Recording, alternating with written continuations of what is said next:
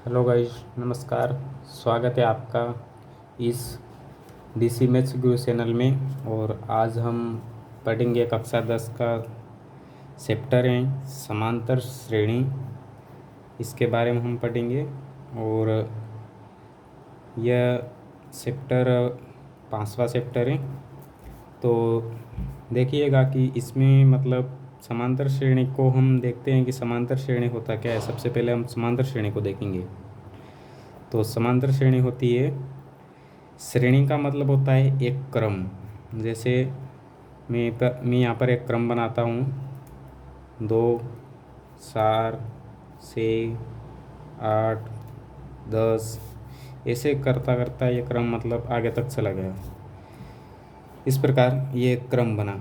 और समांतर का मतलब होता है इनके बीच का जो अंतर होगा, ये जो पहला पद है और ये दूसरा पद है, ये तीसरा पद है, इस प्रकार इनको हम पद बोलेंगे। और इन दो पदों के बीच का जो अंतर होगा वो समांतर कहलाएगा, मतलब समान अंतर। तो इस प्रकार श्रेणी के एक लंबी श्रेणी होती है और उनमें पद होते हैं कई सारे। इन पदों के मध्य जो अंतर होता है वो समांतर होता है। तो इस प्रकार ये समांतर श्रेणी बनी। इस समांतर श्रेणी को इंग्लिश में अर्थमेटिक प्रोग्रेशन कहते हैं। इसको एपी के द्वारा दर्शाया जाता है। एपी का मतलब होता है अर्थमेटिक प्रोग्रेशन। और प्रश्न में आए एपी तो हमें क्या समझना है, अर्थमेटिक प्रोग्रेशन यानी समांतर श्रेणी। इस प्रकार होती है समांतर श्रेणी। अगर इसकी डेफिनेशन या परिभाषा की बात करें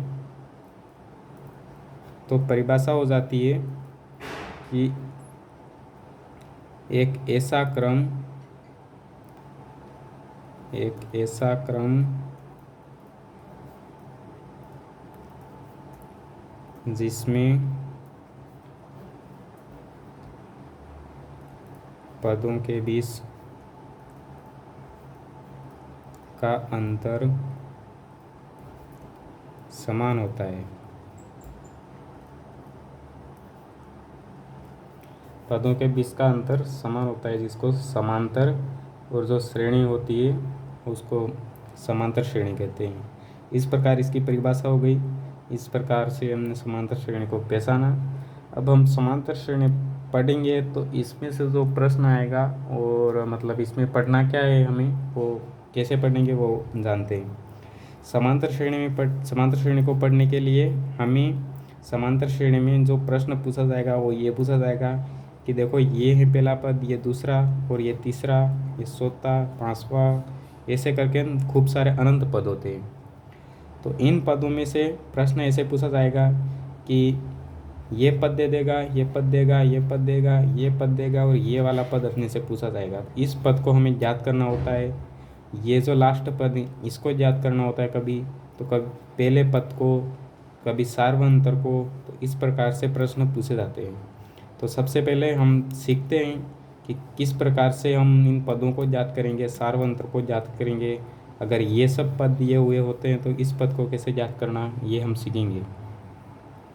तो सबसे पहले हम सीखते हैं, जैसे मैं दोबारा से लिखो समांतर श्रेणी को 2, 4, 6, 8, 10, इस प्रकार। अब हमें इसमें ये जो पद हैं इसको पहला पद बोलते हैं। ये पद हैं, ये दूसरा, ये तीसरा, ये चौथा, ये पांचवा, ऐसे करके खूब सारे पद होते हैं, पूरी लंबी श्रेणी होती है। तो हम इन पदों को अंग्रेजी के छोटे अक्षर ए के द्वारा दर्शाएंगे। पद को, कौन सा भी पद हो, 22वां पद हो, 23वां पद हो, सभी पदों को मतलब अलग अलग, जैसे ए बी सी ऐसे नहीं, खाली ए के द्वारा। जैसे ये पहले पद को ए दर्शा दिया, दूसरे पद को ए, तीसरे पद को ए, चौथे पद को ए, पांचवें पद को ए। अब हम इससे इनके नीचे संख्या लिख देंगे। जैसे A1 लिखा, इसका मतलब प्रथम पद, पहला पद हो गया। A2 लिखा, ये दूसरा पद हो गया। A3 लिखा, ये तीसरा पद हो गया। A4 लिखा, ये पांचवा पद हो गया। A6 छठवां पद। ऐसे करते हुए ये पद, इस प्रकार से हम पदों को नाम देंगे। तो देखते हैं, जैसे हमने A15 लिख दिया तो ये कौन सा पद हो गया, 15वां पद हो गया। और ए 17 लिख दिया, 17वां पद हो गया। इस प्रकार से ये पद बनते गए। अब हम इसमें से कुछ शब्दावली होंगी जो अपने को पता रखना होगा, वो लिख लेते हैं अपन। इसमें एक आता है A1, इसको हम लिखेंगे प्रथम पद, ये प्रथम पद हो गया। A2 को द्वितीय पद, A3 को तृतीय पद या तीसरा पद, ऐसे करके हम इनको देखते हैं। एक आता है D, इसको हम सार्वंतर बोलेंगे। एक आता है AN, एक आता है AN, ये होता है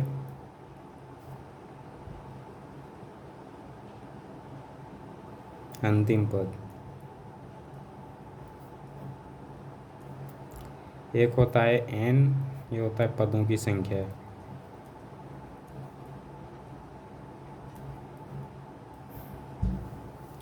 इस प्रकार से ये कोई शब्दावली हैं, कुछ शब्दावली हैं। तो अब इनको अब हम पढ़ेंगे तब ये अपने को काम आने वाले हैं। इनका अपने हमें मतलब ध्यान रखना पड़ेगा इस। अब हम पदों को याद करना सीखेंगे कि पहला पद को कैसे याद करते हैं, दूसरा पद को कैसे याद करते हैं, तीसरे पद को कैसे याद करते हैं, ऐसे करके। सबसे पहले मैं एक छोटा सा सूत्र बता देता हूँ, उसके माध्यम से हम पदों को याद करेंगे। यानी एक छोटी सी ट्रिक है। जैसे मान लो हमें किसी समांतर श्रेणी में कौन सा भी पद याद करना हो, कौन सा भी, चाहे 15वां पद, 10वां पद, 12वां पद, कौन सा भी अगर पद अपने को याद करना है, क्या करना पड़ता है सबसे पहले। जैसे अपने को मान लो अपने को पद याद करना है 12वां, एक समांतर श्रेणी दी हुई है, उसमें से पूछा है कि 12वां पद याद करो। अपने को पद याद करना है 12वां। तो 12वां पद याद करने के लिए सबसे पहले अपने को A लिखना पड़ेगा, उसके प्लस में 2D, ये एक अपने पास सूत्र है। इससे अपन किसी भी समांतर श्रेणी का कौन सा भी पद याद कर सकते हैं। ये हुई पद निकालना। एक और अपने पास सूत्र होगा D निकालने का। D का मतलब क्या होता है, सार्वंतर। यहाँ पर लिखा हुआ है सार्वंतर। तो एक और सूत्र अपने को पता मतलब याद रखना होगा सार्वंतर का। तो सार्वंतर निकालने के लिए अपने को क्या करना पड़ेगा, A2 माइनस A1। इसका मतलब ये होता है कि दूसरे पद में से पहला पद निकालना पड़ता है अपने को। सार्वंतर निकालने के लिए दूसरे पद में से पहला पद माइनस करेंगे, सार्वंतर आ जाएगा। जैसे अपने पास ये कोई समांतर श्रेणी है, एक बार यहाँ दूसरी कोई समांतर श्रेणी उदाहरण के लिए मैं लिख देता हूँ। 5, 10, 15, 20 ऐसे जा रहा है। अपने को इसमें से सार्वंतर निकालना है।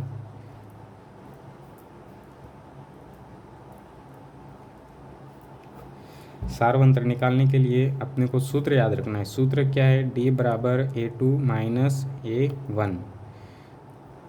और समांतर श्रेणी क्या कहती है, समांतर श्रेणी की परिभाषा क्या है कि ये जो दोनों पद हैं इनके 20 का अंतर समान होना चाहिए। ये दोनों पद इसका 20 का अंतर समान होना चाहिए, इसके समान होना चाहिए, इस अंतर के समान ये वाला होना चाहिए, इस अंतर के समान ये वाला। अगर इन दोनों का अंतर 5 आ रहा है, इन दोनों का भी 5 आना चाहिए, इन दोनों का भी 5 आना चाहिए।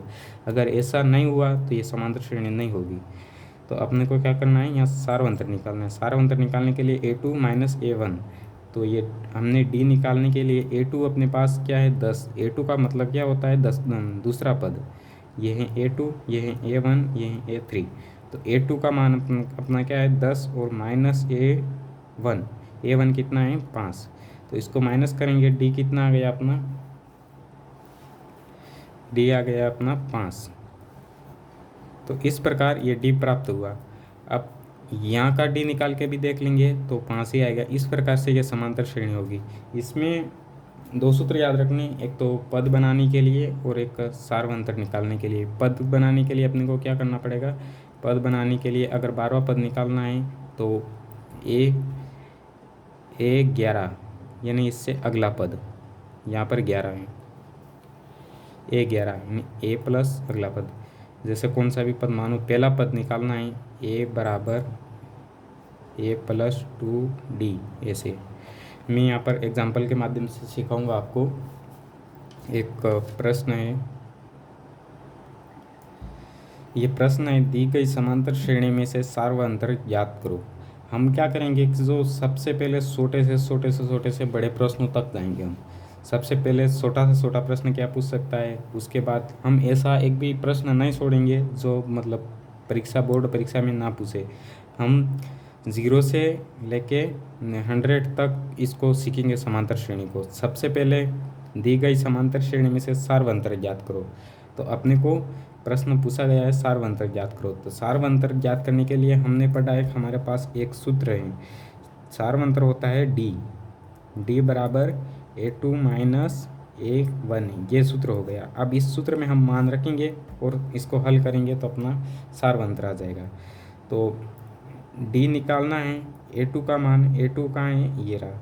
A2 ये क्यों है, क्योंकि ये A1 है, ये A2 है, ये A3 है, ये A4 है। तो इस प्रकार अब A2 का मान कितना हुआ 6, A1 का मान कितना हुआ 3, तो ये D का मान कितना आ गया 3, 6 में से 3 गए, कितने बचे 3। इस प्रकार ये सार्वअंतर अपना निकल गया। ये इस प्रकार सार्वअंतर निकाला जाता है। तो ध्यान रखना सार्वअंतर कैसे निकाला जाता है, सार्वअंतर आपको निकालना आना चाहिए, तो आगे के सवाल होंगे। नेक्स्ट सवाल फिर मैं एक्सरसाइज करवाता हूँ।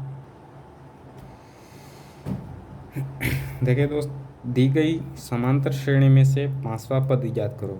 अब अपने पास समांतर श्रेणी दी हुई है, उसमें से 5वां पद ज्ञात करने के लिए पूछा गया है।